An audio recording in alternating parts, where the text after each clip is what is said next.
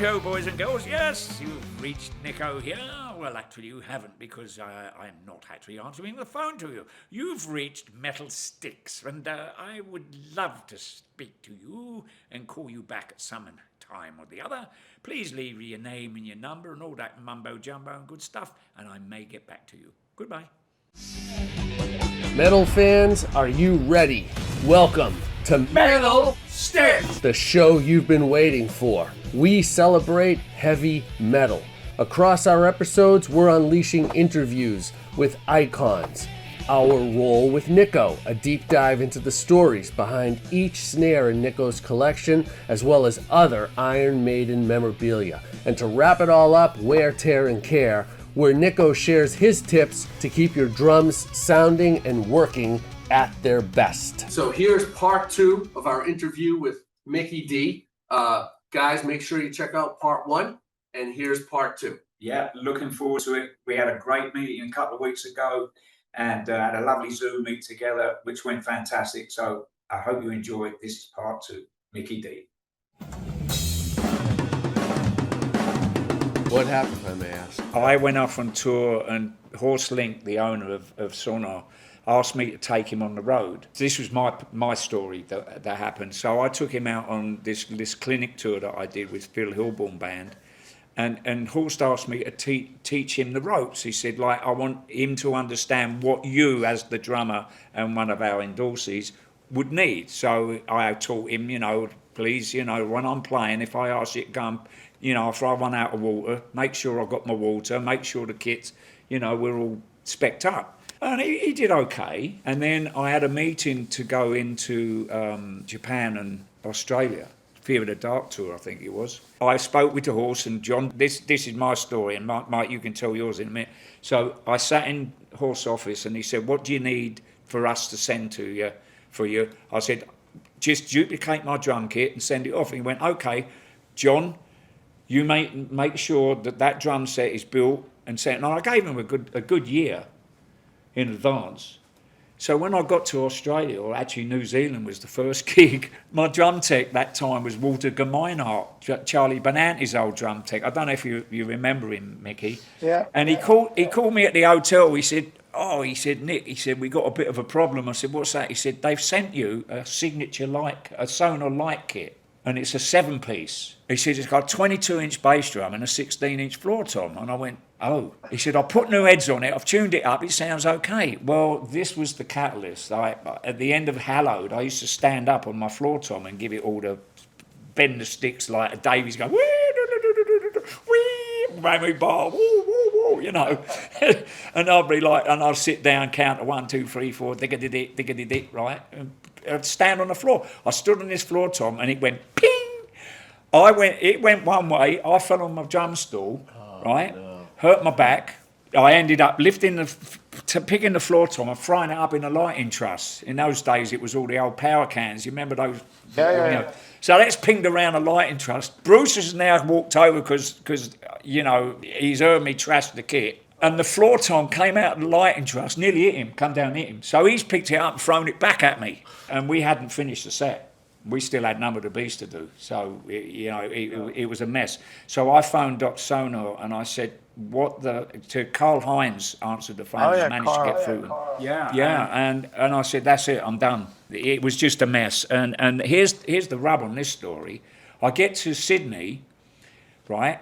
And John borrowed that drum set off of a friend of his. So they never sent any drums? They didn't send any drums to it. It was all down to John Dye. He completely messed up. That was my story. So what happened to you, Mike? I not so dramatic for me, but it was just that they could not get the drums to me. I ordered snare drums, and we were fully touring and stuff. When you're an artist, you have to relate and trust your manufacturer. If they say they're going to deliver 2 snare drums for that tour, you need those bloody snare drums, Yeah, of course. And Sonar is known. That's the crazy thing, guys. Is Sonar is known. German manufacturing, like the precision, reliability, timing. Like their reputation is impeccable. I never actually met this guy, but I was on countless calls and trying to get this. But of course, I was not a huge priority artist, of Sonar. But yeah, anyway, they corrected. But I was going to show you the old picture here, and this is the Sonar kit.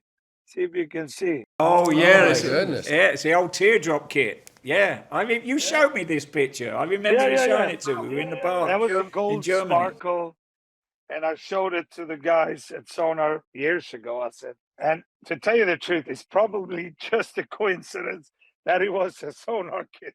Yeah, funny enough. So that setup you have there, the one up and one down, well, it's actually one up and two down, too big. But we're not going to go. We'll argue that point. You got a snare drum on the stand, all right? So floor tom and the snare, that's two. That's Tom. So that is the configuration of my very first drum set that I bought when I was 15 years old. My old man loaned me £100 to buy it off a bloke in a pub. And that same configuration kit was the very first drum kit I ever bought. Not Sonar, but same config. No, Sonar. No, literally Sonar. Yes, wow. the vintage teardrop. Yeah, Isn't it? That's same as the same kit that Mikkey was playing, but it was a blue ripple. No, finish. this one was gold sparkle. And the story is, as a young buck, I played this kit, and of course it was cool. But I walked into a music store in Gothenburg when I was later a teen and stuff, and saw this pearl chrome fucking 8 tom, something you would play, Nicko, toms all over the place, right? And so I actually sold that kit and bought that. It didn't have any bottom heads on, the concert toms. Yeah. Looked awesome. Not until late when you grow older, and I realized, oh my God, I should never have got rid of that. I did a TV show in Sweden, which was a show where the whole family moved back to when I was 12, 1975, and we lived in this house. Everything was 75. Food, clothing, furnitures, everything. So we lived like it was 1975. The cars, the bicycles, everything. And they actually found that drum kit, my old kit. So I bought it back. Oh, brilliant! Wow. Great. Fantastic. I got it in storage, and I still have this kit. Oh no, never get rid of that, mate. Lemmy would be proud. Lemmy would be like, Yeah, it's funny. But I actually it was great fun. But when you were young, then you saw this chrome kit, you go, wow. Was it double bass? No, it was a single bass. When did you go to double bass? 79, I think, something like that. Because once you went to double bass, you never looked back, right? That was it. That's a trademark of yours. Yeah, because the music I've been playing, and a lot of people, they go, oh, you're so fast on your, and I'm not really a fast double bass drum player, but I always like to add the left kick into drum fills, or combinate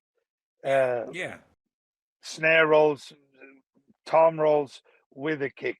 It's not that many songs where you're just sitting hammering down like Overkill or Sacrifice or something, where you constantly go on a double kick. I don't enjoy that too much, but I like to have my left one there a little bit. Yeah, it's not. It's a kind of almost using it not just like the power strokes, but using like almost like a left foot doing a ghost stroke on the bass drum. You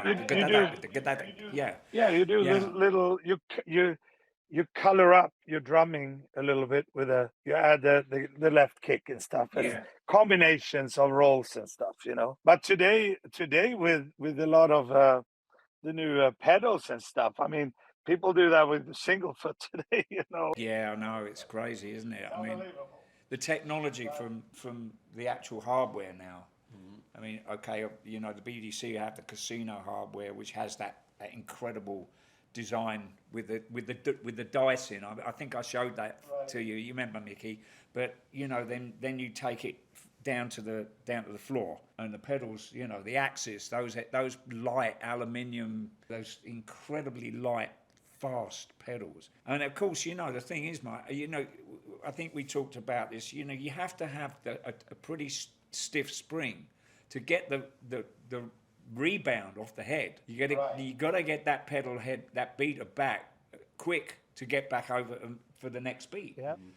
And if you've got a slack spring and it's like one of those like, it's got the wall blitz, you're never gonna get fast. You get so. And the technique, a lot of youngsters use the foot heel thing, and blah, blah, blah, blah. I mean, it's so fast.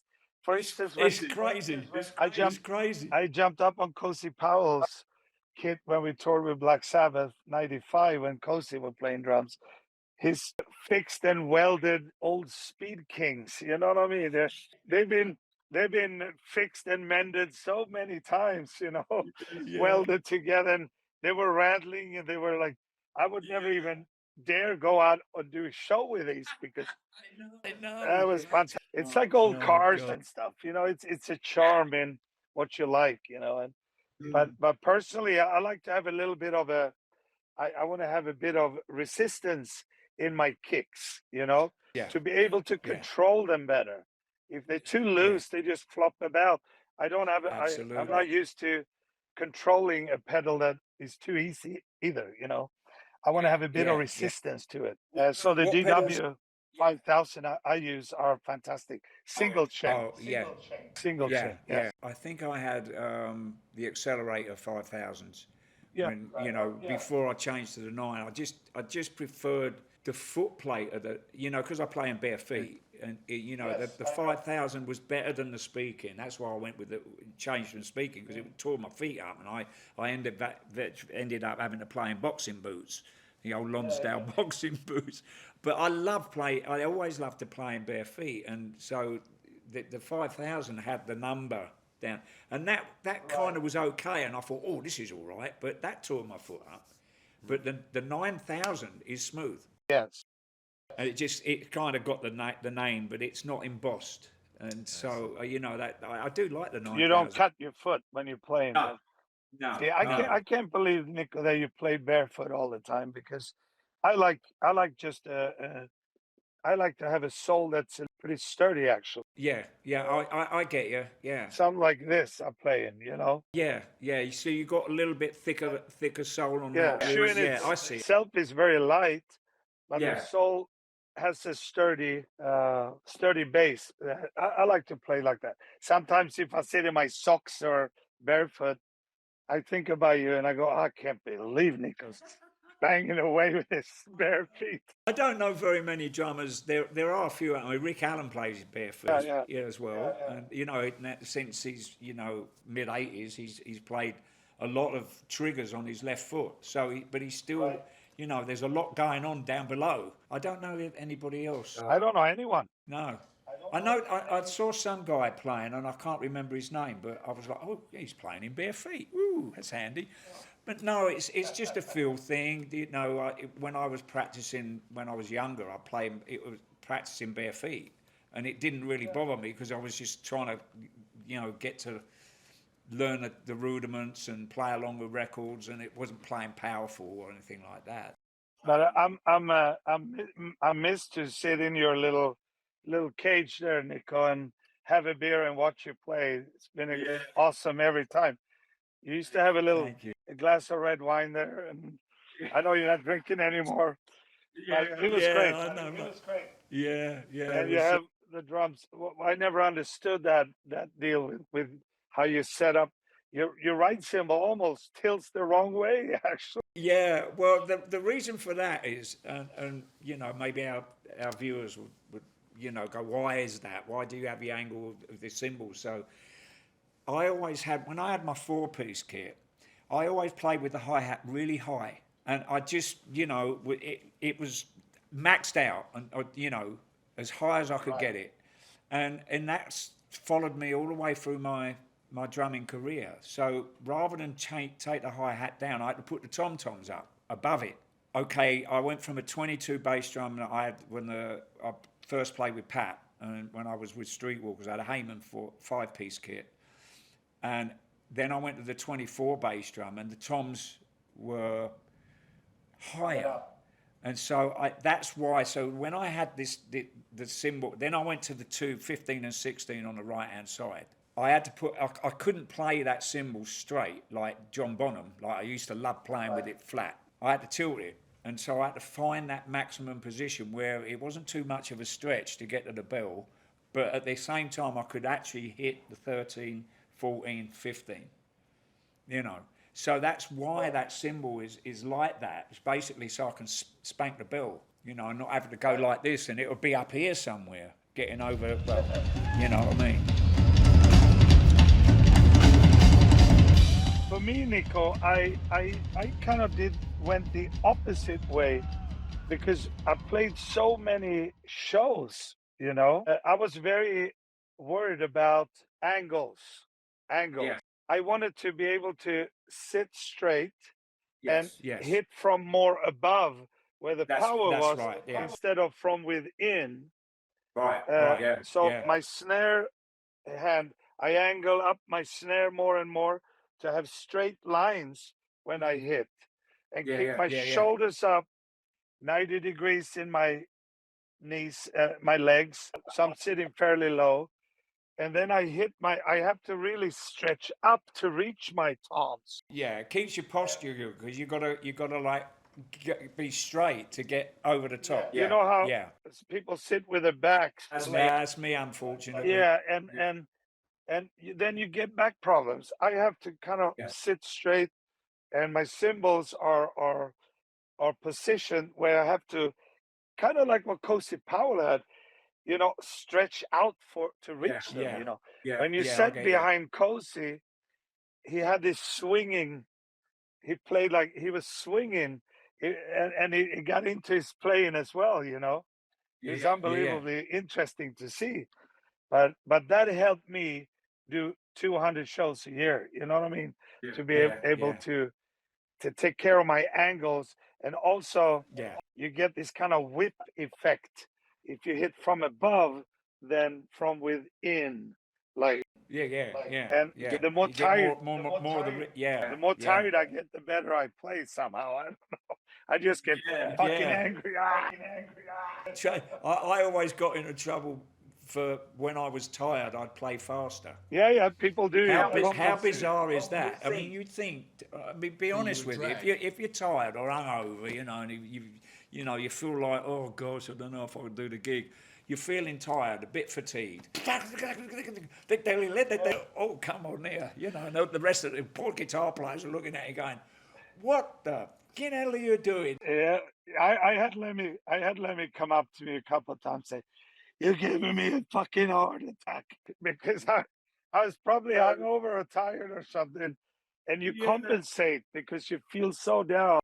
Yeah, you push yourself, and it doesn't feel it doesn't feel like you're playing faster. You know, you certainly get a bollocking from the rest of the guys, especially Bruce.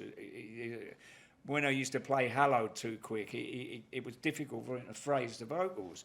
And, you know, he'd come up and go, cool, blimey, were you on a promise tonight or what? You know, but that's the beautiful thing about live performance, isn't it? It's not that no one show is the same as the previous show or the next one. Yeah. It is the moment, the magic of that particular show, you know. Mistakes, warts and all. And that's one of the things I think that's going to be missed if AI takes over. People are still going to want to see live bands for the experience of watching you mess up, or just the general vibe and excitement and the passion behind it. Yeah, you know. You know, it's. I used to say, you know, to young generation today, and you know about this. Like I talked to you about earlier, how you practice and you get this backbone somehow. You know, you build something up in yourself. You don't rush to the dinner table, if you will. You know, it takes some time to be a good drummer. You know, Absolutely, yes. very long time. I mean, if you played 40 years, maybe you're getting there close to know what you talk about. But today's technology, if you use it in the right way, you become unbeatable, you know.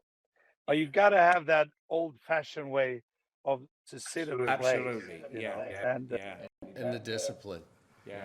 So when we go back, when you finished with Motorhead, and the Scorpions were next, and how did that come about? Well, I was at Lemmy's funeral here I'd say, but in California, and I actually got a call from the Thin Lizzy guys, Scott Gorham and the boys, and they were apologizing for calling me at that time, but they were going to go out as Thin Lizzy that upcoming summer, and we're talking end of January now.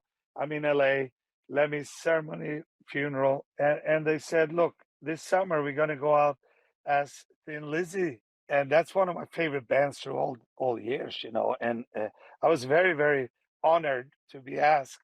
But I asked, what about Brian? Brian Downey? Nobody, he didn't want to do it. I actually called Brian and asked him, why are you not doing it? You know, I would love to come and see Thin Lizzy with Brian Downey on the drum kit. One of my favorite, most inspirations I ever had. And no, he didn't want to do it. And I said yes to that because it felt fantastic to go out and do, I think, 10 shows that summer. Philomena and Brian had given the blessing to do this, and I was honored to be asked. And I said yes. They needed a bass player. They wanted one with a name, and they couldn't really find one. I thought of Tom Hamilton in Aerosmith, so I called him, and we have wanted to play together for a very long time.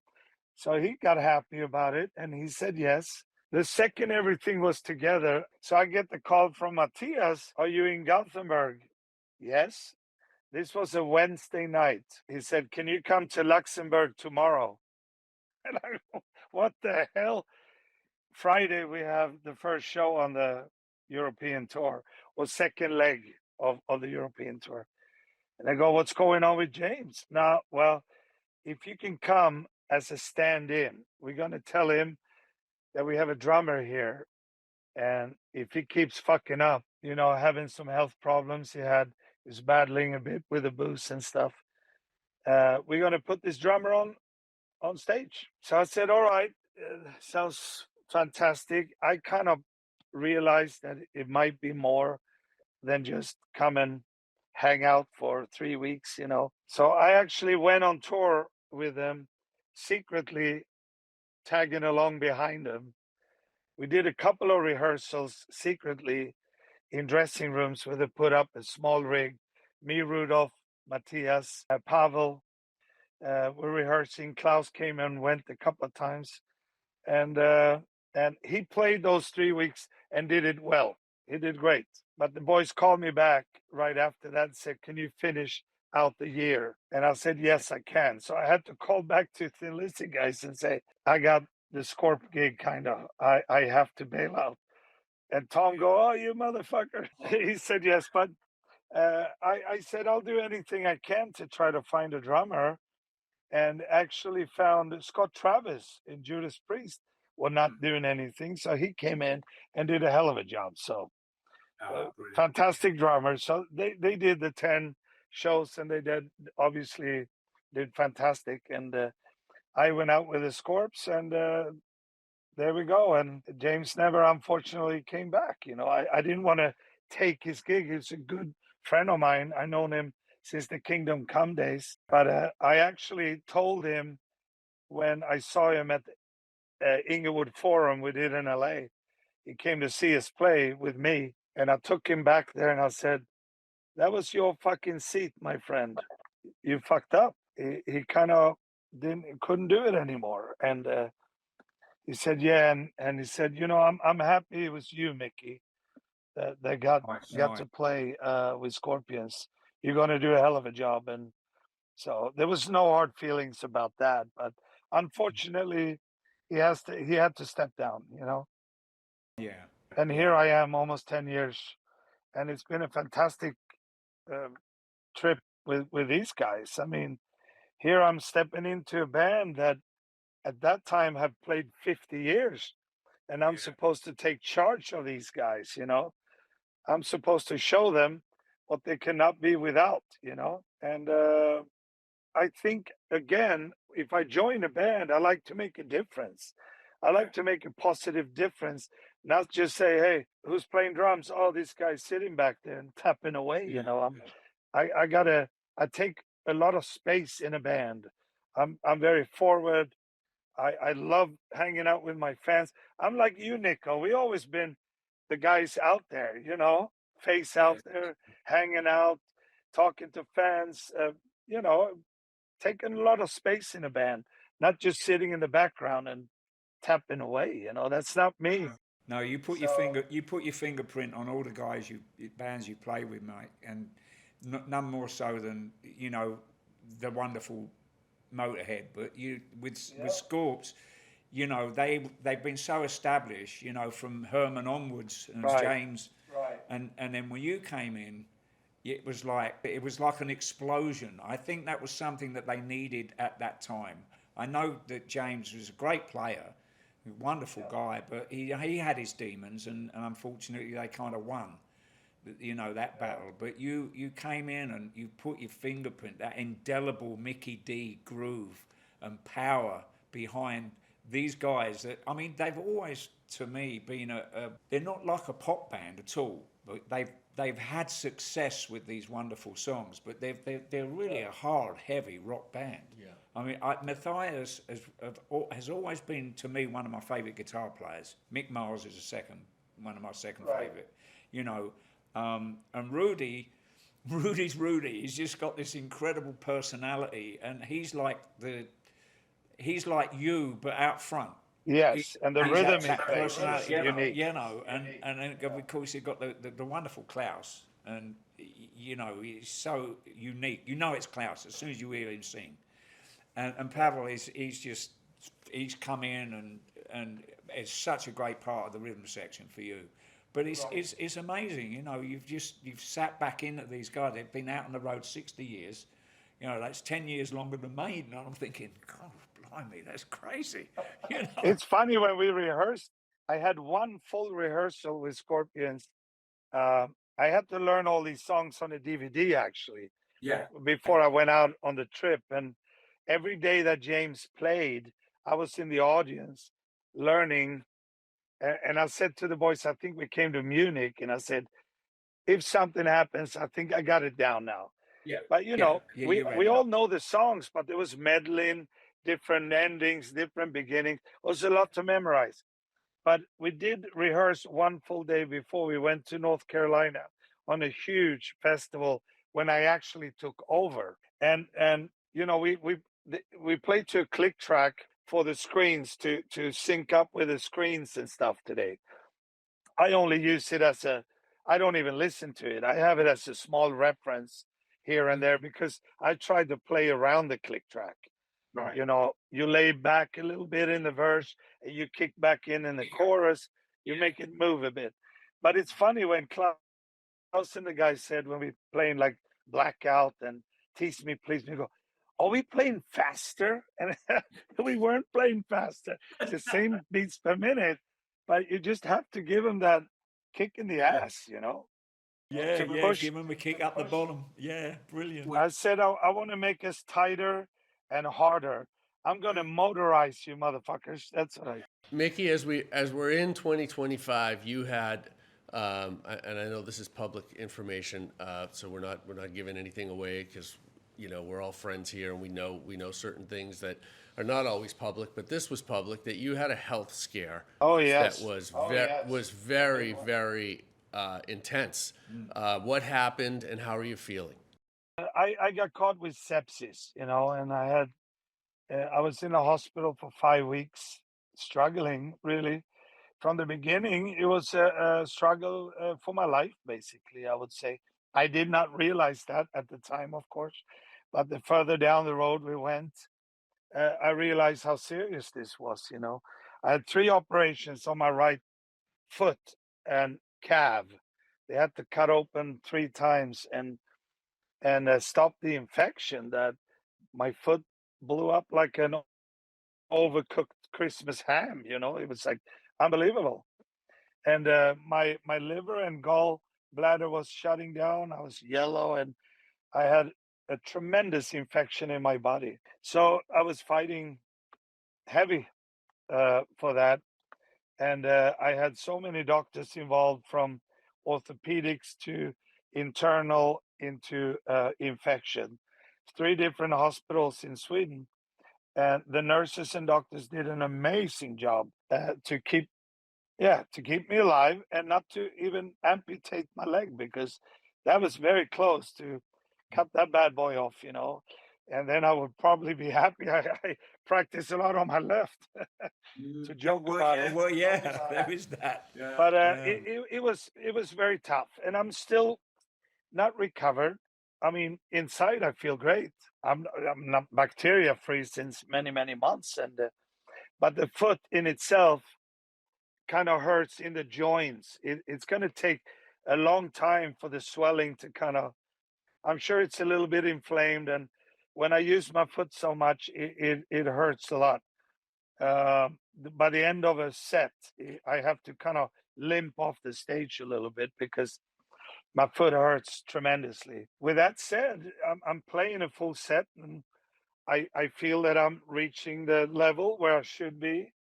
I take the pain and I deal with it, and hopefully, eventually, this will go away, and the swelling will go down a little bit more, and maybe we have to do some adjustments next year to my foot. I don't know.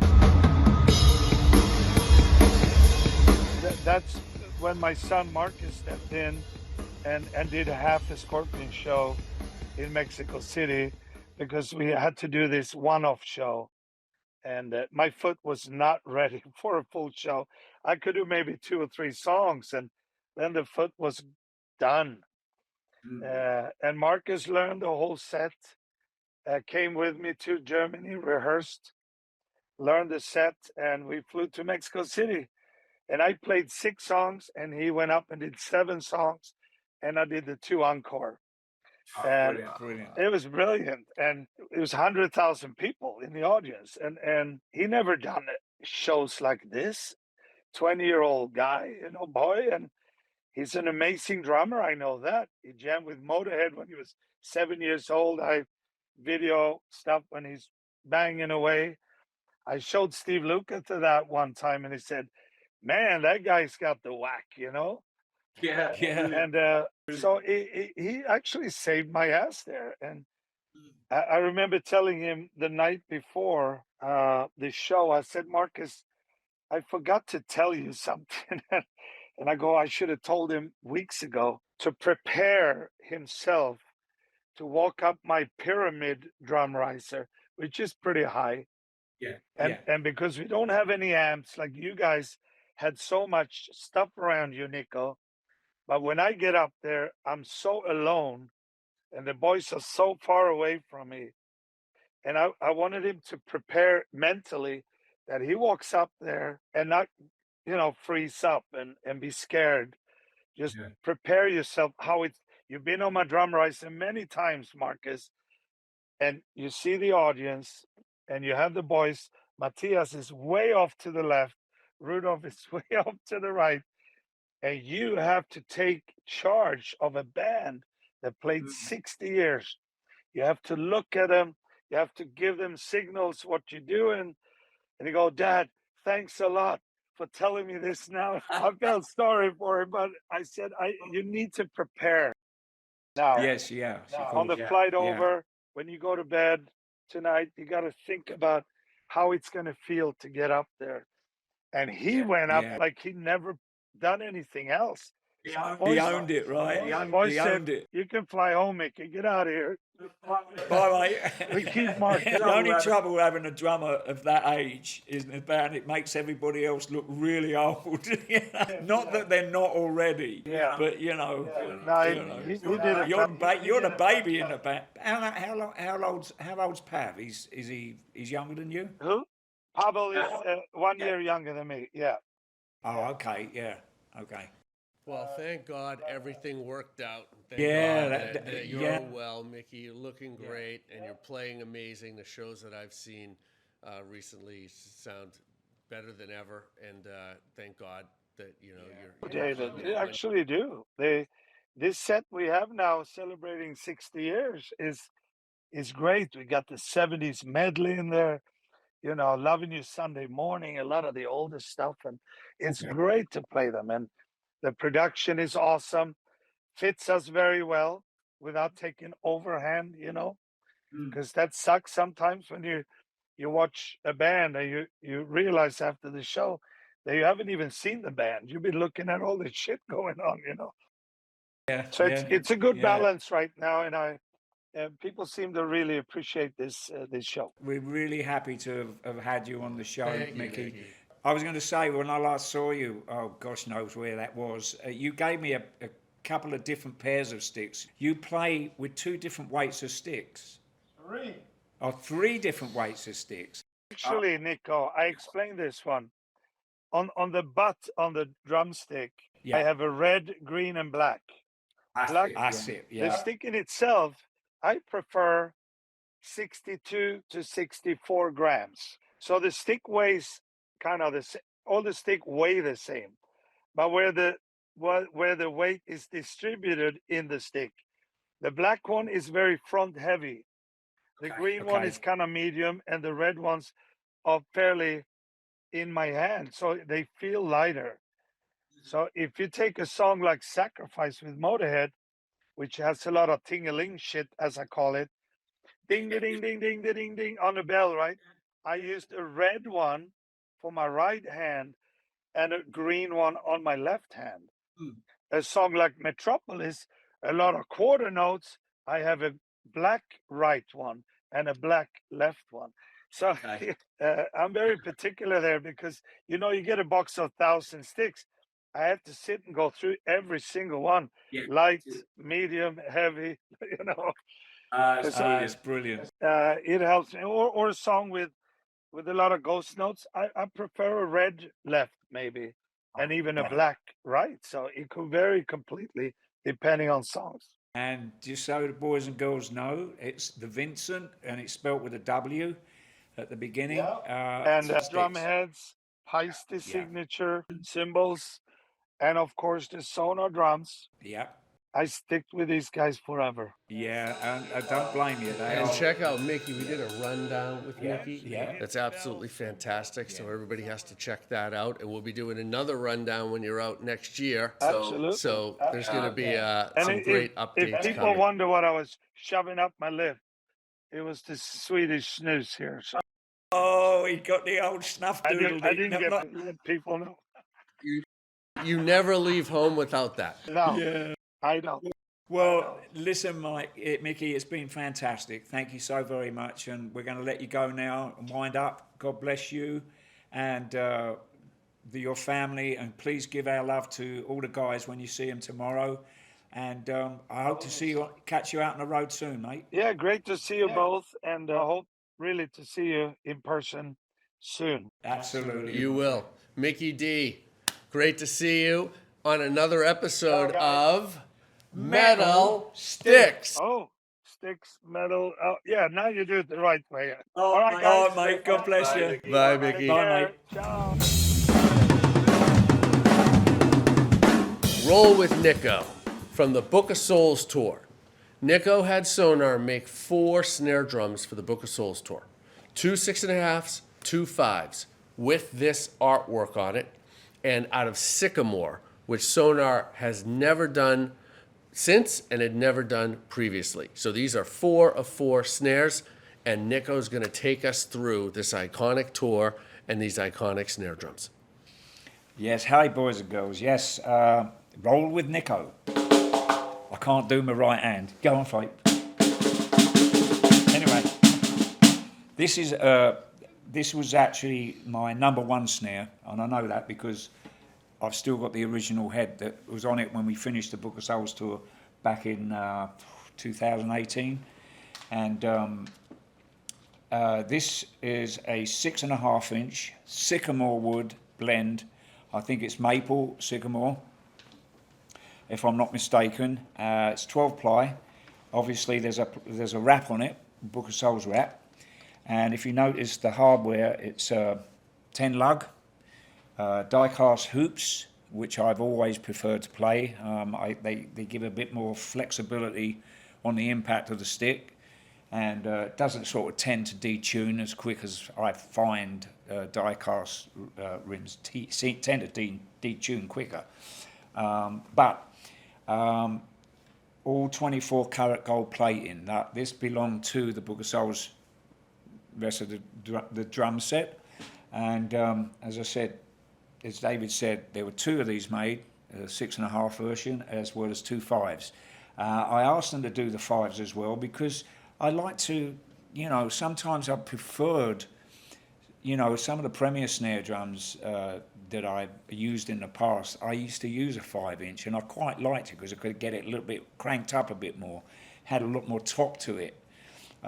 These has got more bottoms and mids, although I tune it quite high, you know.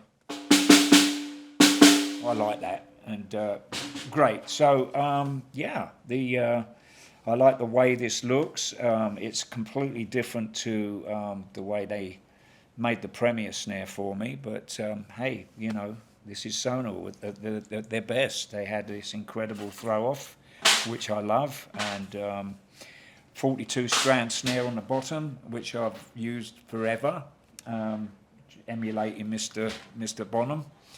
And there you go. That's my Book of Soul snare drum. Thank you so very much. This is Nicko's Wear, Tear and Care. While we're at it, have a look at this beauty.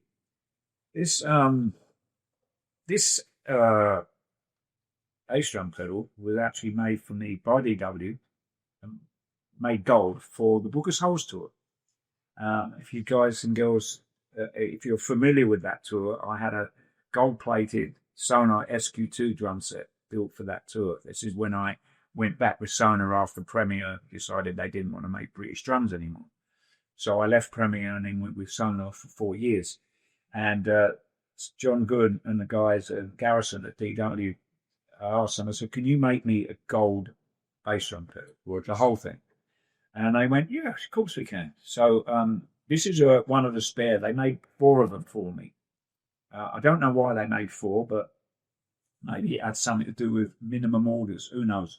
So this Where are the other 3? Well, the other one's over here. There's 2 in my man cave here, and the other 2, one's on the drum set and one's in the drum room. Oh, so I've got it's in person. It's beautiful. Yeah, it's as you can see, it's never been used. It's still got the DW sticker that comes with it. So you played one of them on tour, had one as a backup on tour, one was just and then 2 were kind of museum. I had these other 2. So we're tear and care about. How do you care for your bass drum pedal? Well, it's very simple. You've got to look after these. Now, they DW supply a bag you can put it in. 9 times out of 10, you're going to have to take the beater out. I like to leave mine in. But I've got a special box that these pedals go in on the road cases. But I like a... See this? If I put this horizontal and let it go, right, it's pretty good spring tension, but it's not the greatest. And when I say that, I mean, if you can look at the spring here, this is a spring lock nut. And I can turn that, and I've still got quite a bit of thread in it there, so now it's locked. So what happens for me, now there's a hexagon nut under here, and you just heard that click. It sits in this little piece here, which the spring is attached to. Now, if I do the same thing to it, right? Now, if you notice, it's about 45 degrees. I like that. And you can change this on the can. You've got a screw over here you can undo. And you can slide it around the spindle to get the right angle. Now, watch this.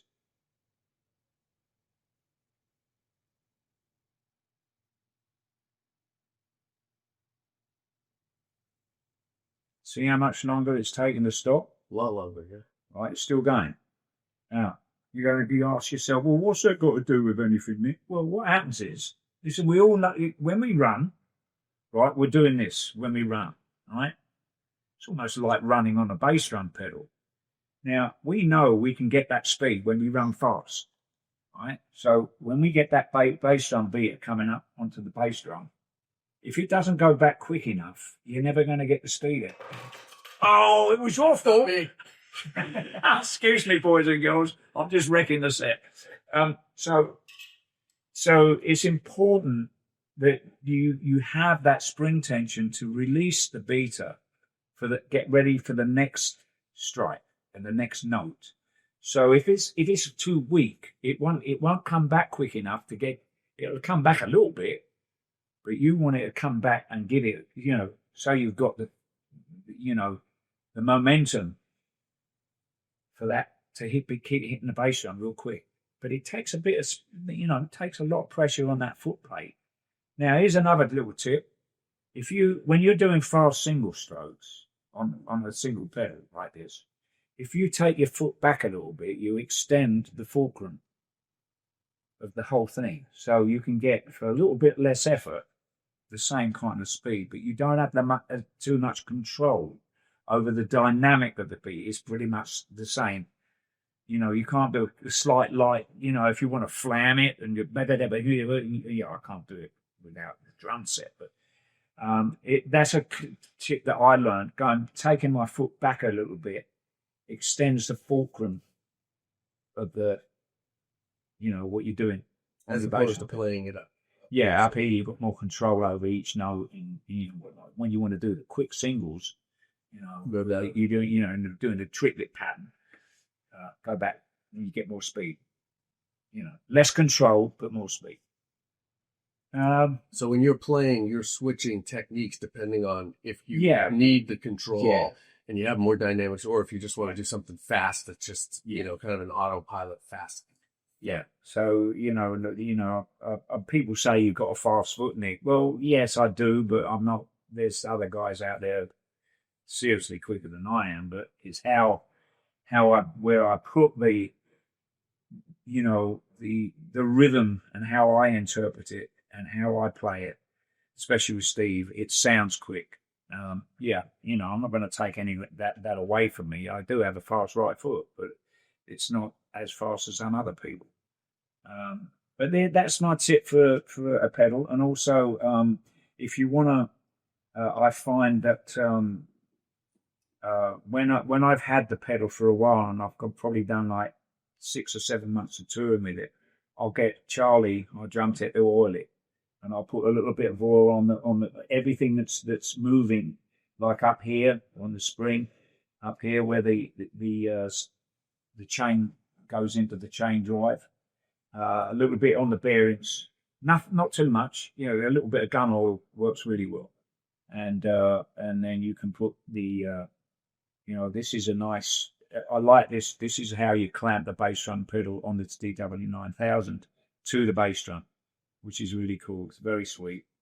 And you don't have to get under the pedal, which is very nice. Yeah, it's on the side. The only thing I find, boys and girls, is that the thickness of this is quite high.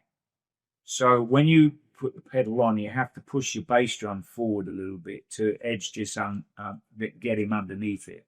And when it comes down, it kind of doesn't sit really it's quite high. You can notice it. So you might have to adjust your bass drum legs it depends where you have your bass drum. If you like it flat, you might have to slightly edge the legs out a bit to adjust the front of the bass drum to come up and match the height to meet this plate height. Yeah. What I normally do is connect this to the bass drum loop first and then put the spurs out. Yes, that's a good way of doing it. Correct for it. That's right. So that's Wear, Tear and Care, boys and girls. Hope you enjoyed. Good evening, boys and girls, and welcome yet again to another little snippet of Nicko and David's bedtime stories. So what shall we read today or this evening, David? From Infinite Dreams, Iron Maiden. How about we go to page 210? 210. An onslaught of shows and sounds had taken Iron Maiden from London's East End to the world stage, from Rio to Tokyo. Their name was associated with indomitable spirit and indifference to fashion. A global nation of fans flew their flag, and in November 1988, 3 months after a record-setting headliner at the Monsters of Rock Festival, the band recorded the ultimate summation of their evolution from pub contenders to stadium headliners. Released a year later, the concert video Made in England, filmed at Birmingham's NEC Arena, was a pure distillation of their 1980s supremacy. The triumphant show was part of a month-long victory lap that closed the 7th tour of a 7th tour. Then something unprecedented happened. For the first time since 1975, the Maiden machine rolled to a halt, allowing respite from a relentless cycle of releases, touring and accompanying pressure. As Rod said, we had written, recorded and released an album every year pretty much since 1980, done all the promo and huge touring around it. It was a time to take a break. They scored a top 10 hit with a live version of Infinite Dreams, their 4th top 10 UK single from Seventh Son. It was time to promote Made in England, but 1989 otherwise found them kicking back. Wow, that's too cool, isn't it? Metal Sticks!